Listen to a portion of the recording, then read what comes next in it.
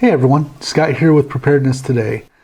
In today's video, we're going to go over a basic introduction of what EDC is and what 3 necessary tools should be included. Let's get started.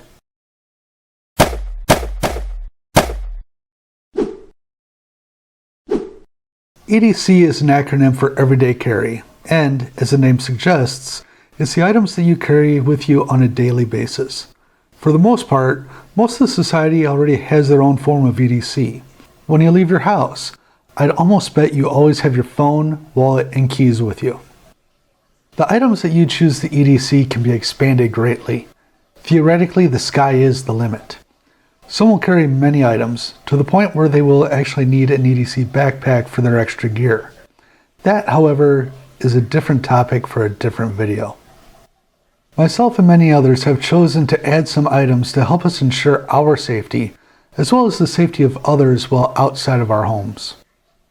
For EDC, there are many different avenues that one can go down. This video is a high-level overview of the top 3 items that I believe should be added to your defensive EDC-based system. The 3 items that I highly recommend is a flashlight, a knife or 2, as well as a firearm. If you do not feel comfortable with a firearm, stay tuned, as a less than lethal video series will be coming soon. The key to a defensive EDC is that the tools that you select fit you as well as your needs. Some may say you need to carry this, when in fact you may not. What matters most is that you are carrying gear that you are comfortable with, as well as have the knowledge on how to use. At one point during my journey for safety, I truly believed that carrying a flashlight was pointless. I thought that I would never actually use it. On a whim, I bought a light just to play with in my EDC, and since that moment, I never looked back. A light will show your path through darkness, allowing you to stay a little safer, even from small obstacles that are in your way. Evilness also tends to lurk in the darkness, and by shedding light on the situation, you will be more aware of the possible evils that are ahead of you. Many lights have a strobe feature that allows you to blind and disorient a possible attacker from a distance, allowing you to reach safety while they are temporarily blinded. If the situation becomes severe and the attacker is overly close, the flashlight can also serve as an impact weapon as well. I think it's safe to say that most of us will agree that knives are awesome. So why not carry 2? Hear me out. There's a method to my thoughts here. The 2 knives that I carry are set for different tasks. I'll normally carry a smaller blade that's dedicated to day-to-day tasks. The other will occasionally be used for those, but its primary focus is on self-defense. For this blade, I like something a little bigger and heftier. Normally, I prefer my defensive knives to be spring-assisted or wave-based for easier deployment from out of the pocket. One of the keys to choosing your EDC cutlery is to choose one that is honestly of good quality. The other key is one that many neglect. Keep it sharp. My grandpa would always say that a dull knife is a dangerous knife. So in his honor, I always ensure that my blades are razor sharp. We will review the product that I use down the line that ensures that all my blades are ready for daily carry. Now comes what many have been waiting for, the firearm. Finding the right gun is like finding the right jacket. It needs to fit you as well as your needs. One thing that I would recommend is that your firearm passes certain checks. Most common defensive calipers are primarily .380, 9mm, 40, as well as .45, but it truly comes down to the person as to what caliper they need to choose.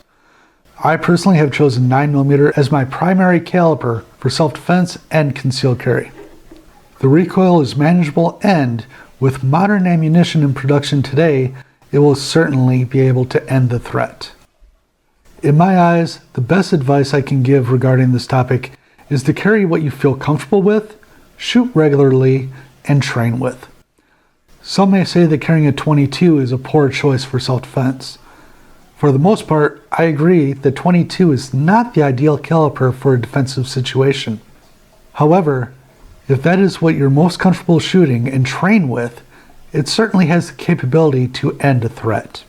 Does that mean that I'm an advocate for only carrying a .22? Not really. But a .22 in the hands will provide much more defensive stopping power than a 9mm on the nightstand. Firearms come in many different types and price points. Before deciding what you may want to carry, look at the online reviews and see what others are saying about that firearm. You may need to drop a few extra bucks, but if the firearm is going to help keep yourself and others safe by simply just being reliable, it's money well spent. Some may go to an online gun auction site and purchase the cheapest pocket carry pistol that they can find. The question that you should be asking is, why is it so cheap? Many of the cheaper firearms are of lower quality and have issues performing even in perfect range conditions. Do you really want to chance your life with a known inferior item? There are many great firearms that you can obtain for the $300 price point that will serve the perfect purpose of self-defense and are highly reliable. This might seem a little repetitive. Some may wonder, why have a light in your pocket as well as on your firearm? The truth of the matter is that in stress we digress. By having a light on your firearm, we have the ability to have both hands on said firearm. This will mitigate recoil and give us much better accuracy in stressful environments as well as situations. With weapon-mounted lights, the key is training.